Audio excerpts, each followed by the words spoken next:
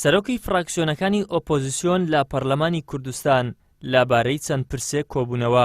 گرنگترین تەورەکانی کۆبوونەوەکە چەند بابەتێک بوو، لەوانە پرسی هەڵبژاردن و هەنادەکردنی غازی هەرێم و پەکخستنی پەرلەمان و دۆخی خراپی موچەخۆران و مەترسیەکانی سەرقەوارەی هەرێم بوو. ئەو حاڵەتە چەقبەستووەی کە پەرلەمان پێدا تێدەپەڕی کۆبووینەوە. عەبدولسات مەجید سەرۆکی گەورەترین فراکسیۆنی ئۆپۆزیسیۆن ڕایگەیاند ئەم دەسەڵاتە کەڵکی نەماوە، ناتوانێت خۆی بگۆڕێت، بەڵکو دەبێت بگۆڕدرێت. لەبارەی دەنگۆی هەنادەکردنی غازیش وتی لەگەڵ ئەوەدانین غاز وەک نەوت بە تاڵان ببرێت، بەڵکو پێویستە هەرێم و بەغدا ڕێک بکەون.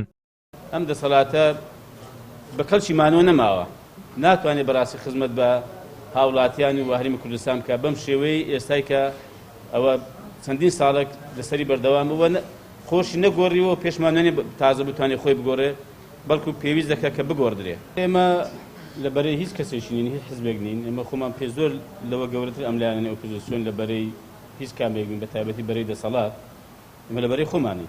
پەکخستنی پەرلەمانی کوردستان لە بەرژەوەندی گەلی کوردستاندا نییە و ئەستۆی ئەو پەکخستنە ئەکەوێتە سەر برادرانی پارتی وێچێتی. ئەوەی تریان پەیوەندی بە ژیان و گوزەران و موچەی هاوڵاتیانەوە هەبوو کە بەداخەوە حکوومەتی هەرێمی کوردستان سەرکەوتوو نەبوو.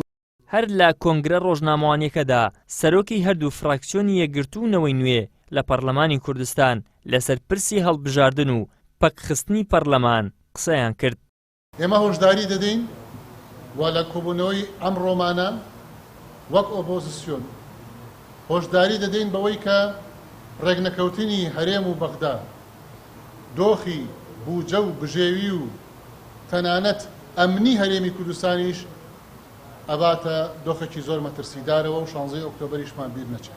یەکێتی و پارتی داهاتی خاڵە سنووریەکان و ناوخۆ هەریەکەیان لە زۆنی خۆی بە تاڵانی دەبات، تاڵانی دەکات، نایهێنێتەوە بۆ خەزێنەی گشتی، نایدات بە موچەی موچەخۆرانی هەرێمی کوردستان. ئەمەش وای کردووە کە موچە دوا بکەوێت. ئەم هەڵوێستەی فراکسیۆنەکانی ئۆپۆزیسیۆن لە پەرلەمان لە کاتێکدایە ماوەی 3 مانگە پەرلەمانی کوردستان لە وەرزی یاساداناندایە، بەڵام تەنها یەک کۆبوونەوە ئەنجامدراوە، ئەمەش بە هۆکاری ململانەی نێوان پارتی و یەکێتی لەسەر تەکنیکی هەڵبژاردن و پرسی هەناردەکردنی غاز و پۆستی سەرۆک کۆمار دێت.